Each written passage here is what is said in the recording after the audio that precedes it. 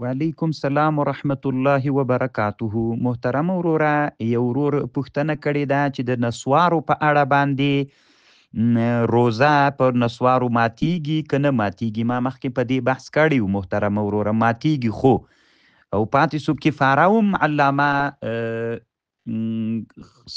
سیف الله خالد رحمانی حفظه الله د کفاري خبرم کړي. نو کفاره خو نسته د پې باندې محترم، قضایي به یې راوړي وروره. نو که نور نه وي دا بحث کله کله بعضې علما وي دا څنګه عجیبه مسئله ده.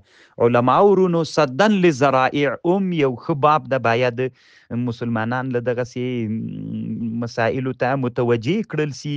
نو قضایي به دی راوړي وروره، قضایي به خامخا راوړي. الله دې جوړ لره کامیاب اوسي.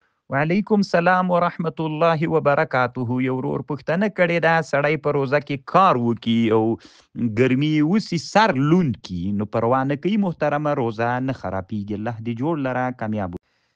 وعلیکم سلام ورحمت الله وبرکاته. یو ورور پوښتنه کړې ده چې مثلا یو څوک شپه وي دیګ چې کوي، نو دا څکي، د څکل د دیګ، یا مثلا یو څوک شیان خرڅوي، نو هغه څکل څنګه دي د بایع او مشتری دپاره. محترمه وروره، حنفي فقها دا څکل د روزهدار دپاره مکروه بلي، خو که ضرورت وي بیا پروا نه کوي. یو له ضرورتونو د دا ده چې مثلا ښځه چې دیګ وکي هغه هم روزه وي، خو میړی بد اخلاقه سړی وي، که لږ تروش او یا بل منګوي نو بیا خشکې کوي، نو ښځې ته دلته ضرورت ته ورته څکل جایز دي.